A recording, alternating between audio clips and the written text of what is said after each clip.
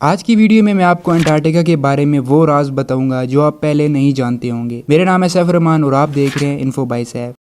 یہ ہے انٹارکٹیکا جو صدیوں سے انسانوں کی پہنچ سے دور اور ان کے لیے ایک بہت بڑی مسٹری رہا ہے، چاہے وہ بلڈ واٹر فالز ہوں، مسٹیریس آئیلینڈ ہو، انڈر واٹر لیکس ہوں یا برف کے نیچے دبے ہوئے شہر ہوں۔ انٹارکٹیکا کے بارے میں کئی ایسی میتھ اور مسٹریز ہیں جن کا آج بھی سراغ نہیں لگایا جا سکا۔ انٹارکٹیکا دنیا کا وہ اکیلا کانٹیننٹ ہے جہاں کوئی انسان نہیں رہتا، کیونکہ یہاں پر ٹمپریچر -90 ڈگری سیلسیس تک چلا جاتا ہے۔ اس کے ساتھ ساتھ یہاں 300 کلومیٹر پر آور کی سپیڈ سے برف کے طوفان بھی آتے ہیں۔ اسی طرح انٹارکٹیکا دنیا کا سب سے ڈرائی کانٹیننٹ بھی ہے، اتنا ڈرائی کہ آپ کو شاید یہ جان کر حیرت ہوگی کہ اسے ڈیزرٹ بھی کہا جاتا ہے، کیونکہ یہاں پر صرف 51 ملی میٹر بارش ہوتی ہے۔ ان سب کے باوجود پچھلے کئی سو سالوں سے بہت سی کنٹریز انٹارکٹیکا کا کنٹرول لینے کی کوشش کر رہی ہیں۔ انٹارکٹیکا کا یہ میپ دیکھیں، اس حصے کو فرانس کلیم کرتا ہے، اس پارٹ کو ناروے کلیم کرتا ہے، آسٹریلیا اس ساری رائٹ سائڈ کو کلیم کرتا ہے۔ اسی طرح برٹن، چلی، ارجنٹینا اور نیوزی لینڈ بھی انٹارکٹیکا کے کچھ حصے کو کلیم کرتے ہیں۔ لیکن آخر اس کی وجہ کیا ہے؟ برف کی اس تہہ کے نیچے آخر ایسا کیا ہے کہ دنیا کی سپر پاورز اس کا کنٹرول لینا چاہتی ہیں؟ آج ہم سولو کرنے جا رہے ہیں انٹارکٹیکا کے کچھ مسٹریز، اور ساتھ ہی ہم اس کی بھی کھوج لگائیں گے کہ انٹارکٹیکا کو اصل میں ڈسکور کس نے کیا تھا، اور آخر میں ہم یہ بھی دیکھیں گے کہ اس برف کے نیچے آخر ایسے کیا راز چھپے ہیں جنہیں دنیا کی سپر پاورز جانتی ہیں، اس لیے وہ انٹارکٹیکا کا کنٹرول لینا چاہتی ہیں۔ انٹارکٹیکا کس نے ڈسکور کیا؟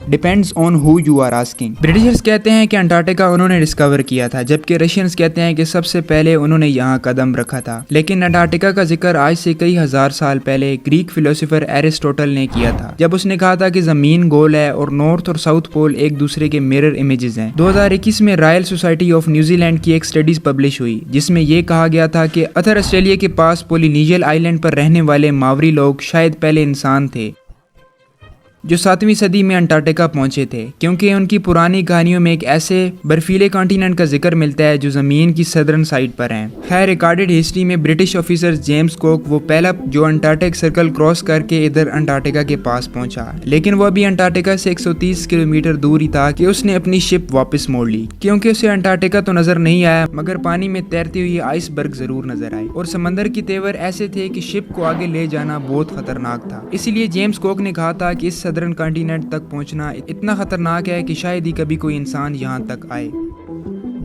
کیپٹن کوک کے بعد اور بھی بہت سے لوگوں نے انٹارکٹیکا ڈسکور کرنے کی کوشش کی مگر وہ کامیاب نہیں ہو سکے۔ پھر 19ویں صدی کے آتے ہی اکنامک ڈومیننس کے لیے کنٹریز کے بیچ ایک کمپٹیشن شروع ہو گیا۔ دنیا اب ایک نیو ورلڈ آرڈر کی طرف بڑھ رہی تھی، ریسورسز اور نئی ٹریڈ ورکس ڈسکور ہو رہے تھے، انڈسٹریز لگ رہی تھی، ہر کنٹری آنے والے نئی صدی میں سپر پاور بننا چاہتا تھا اور اس لیے ایکسپلوریشن عروج پر تھے۔ ایسے ہی 1819 میں رشین امپائر نے رشین ایکسپلوریشن فیبین وان بیلنگن ہاؤس کو یہ ٹاسک دیا کہ وہ پوری دنیا کے گرد چکر لگائے اور نئی کنٹریز اور کانٹیننٹس ڈسکور کرے۔ 1820 میں فیبین نے کیپٹن کوک کی پریڈکشن غلط ثابت کی اور یہاں سدرن اوشن میں پہنچ کر انٹارکٹیکا کو بہت قریب سے دیکھا۔ گویا کہ اس نے انٹارکٹیکا پر قدم نہیں رکھا تھا مگر اسے ماڈرن ہسٹری کا وہ پہلا انسان کہا جاتا ہے جس نے انٹارکٹیکا کو دیکھا تھا۔ پھر 1900 سے 1920 کے بیچ بہت سے ایکسپلوریشن نے انٹارکٹیکا کا رخ کیا۔ برٹش ایکسپلوریشن رابرٹ فیلگن اسکاٹ 1911 میں اپنی ٹیم کے ساتھ انٹارکٹیکا پر اترا اور تقریباً 400 مائلز تک آگے گیا، مگر پھر خراب موسم اور بھوک کی وجہ سے واپس پلٹنا پڑا۔ لیکن واپسی کا یہ سفر بہت ہی بھیانک ثابت ہوا۔ کوٹ اور اس کی ٹیم سخت سردی اور برفانی طوفان میں پھنس گئے اور ان سب کی موت ہو گئی۔ پھر ورلڈ وار 1 کے بعد بہت سی کنٹریز نے یہاں اپنی ٹیمز بھیجی اور اس کانٹیننٹ کو کلیم کرنے کی کوشش کی۔ 1939 میں ہٹلر کے کہنے پر جرمن ایئر فورس نے یہاں پر نازی فلیگز بھی گرائے تاکہ اس ایریا کو نازی جرمنی کے کنٹرول میں لیا جا سکے۔ ورلڈ وار 2 کے بعد بہت سی کنٹریز نے یہاں اپنی ریسرچ اسٹیشن سیٹ اپ کیے اور یہیں سے پھر انٹارکٹیکا کے بارے میں مسٹریز ڈسکور ہونا شروع ہوئیں۔ سب سے پہلے اور بڑی مسٹری ڈسکوری یہ ہے کہ کسی زمانے میں انٹارکٹیکا پر برف نہیں بلکہ گھنے جنگل تھے۔ امپیریل کالج آف لنڈن کے سائنٹسٹ کے مطابق انہیں یہاں فوسلز ووڈ بھی ملی،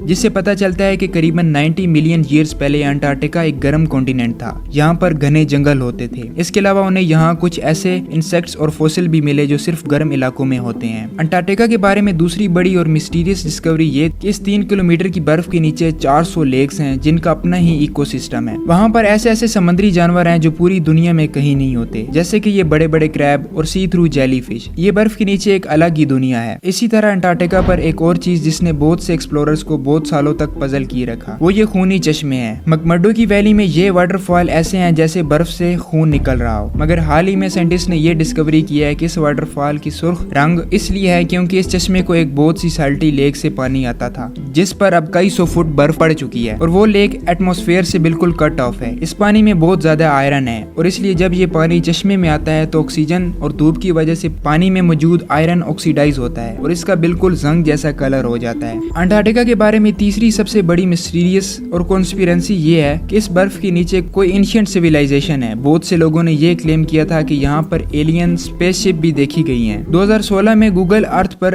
अंटार्कटिका में बहुत सी इनऑफिशियल एक्टिविटीज रिकॉर्ड की गई हैं। कॉन्स्पिरेसी थ्योरिस्ट जहां उन्हें एलियन यूएफओ कहते हैं, वहीं बहुत से पॉलिटिकल एक्सपर्ट्स के नजदीक ये अमेरिका और दूसरी कंट्रीज के सीक्रेट्स एयर ऑपरेशन है जो वो अंटार्कटिका में कर रहे हैं। और यहीं पर आता है अंटार्कटिका का वो हिडन पॉलिटिकल फ्रंट जिसे बहुत कम लोग जानते हैं। जहां बाकी पूरी दुनिया दूसरे जियोपॉलिटिकल इश्यूज में उलझी हुई है, वहीं अमेरिका, चाइना और सोवियत यूनियन अग्रेसिवली अंटार्कटिका पर एक्सपर्टीज भेज रहे हैं। इनफैक्ट चाइना ने तो वहां अपने मल्टीपल रिसर्च स्टेशन सेटअप किए हैं। 1969 की अंटार्कटिक ट्रीटी के मुताबिक कोई भी कंट्री अंटार्कटिका में साइंटिफिक इन्वेस्टिगेशन कर सकता है, बस उसे इन स्टडीज का रिजल्ट सब कंट्रीज के साथ शेयर करना होगा। 1992 में यूएस जियोलॉजिकल डिपार्टमेंट के सर्वे में डिस्कवरी सामने आई कि अंटार्कटिका में 500 बिलियन बैरल्स के नेचुरल गैस और ऑयल के रिजर्व्स हैं, लेकिन चाइना और ये दूसरी कंट्रीज इस ऑयल और गैस के लिए अंटार्कटिका में इंटरेस्टेड नहीं है। बल्कि हाल ही में अंटार्कटिका में बहुत सी क्वांटिटी नियोडेनियम, प्रेजोडियम, टर्बियम, डिस्पोजियम जैसे रेयर अर्थ मिनरल्स के रिजर्व्स डिस्कवर हुई हैं। ये वो मिनरल्स हैं जो सारी इलेक्ट्रॉनिक डिवाइसेस में यूज होते हैं और क्योंकि दुनिया का फोकस अब ऑयल और गैस से हटकर इलेक्ट्रॉनिक डिवाइसेस को पावर करने वाली एनर्जी रिसोर्सेज की तरफ जा रहा है, तो इन मिनरल्स की डिमांड ऑयल और गैस से भी ज्यादा है। इलेक्ट्रिक कार्स और आयन बैटरीज ही अब फ्यूचर हैं और फ्यूचर को कंट्रोल करने की ये रेस इन सुपर पावर्स को अंटार्कटिका की बर्फ और तूफानों में ले आई है। अंटार्कटिका की लास्ट मिस्ट्री डिस्कवरी ये सदर्न ओशन है। दुनिया के खतरनाक तरीन समुद्रों में सदर्न ओशन का नाम आता है। हमारी दुनिया का क्लाइमेट और वाटर सप्लाई ये सदर्न ओशन ही कंट्रोल करता है, क्योंकि ये अटलांटिक और पैसिफिक ओशन के साथ भी मिलता है। साइंटिस्ट के मुताबिक दुनिया का 15% carbon emission southern ocean absorb करता है और ग्लोबल वार्मिंग के साथ साथ इस ओशन की इंपॉर्टेंस बढ़ती जा रही है, क्योंकि यहाँ पर जमी हुई बर्फ पिघल रही है और बर्फ के पिघलने से बहुत से खजाने बाहर आ रहे हैं जिन समुद्रों में कभी इंसान जाने का सोच भी नहीं सकते थे। बहुत जल्द वो इम्पोर्टेंट ट्रेड रूट्स बनने वाले हैं। अंटार्कटिका पर अब भी बहुत सी स्टडीज चल रही हैं और हु नोस कि आने वाले टाइम में क्या मिस्टीरियस चीजें अंटार्कटिका के बारे में डिस्कवर होंगी। अगर आपको इस तरह के टॉपिक्स पसंद है तो नीचे कमेंट्स में जरूर बताएं। मिलते हैं नेक्स्ट वीडियो में एक और इंटरेस्टिंग टॉपिक के साथ। अपना ख्याल रखें। अल्लाह हाफिज।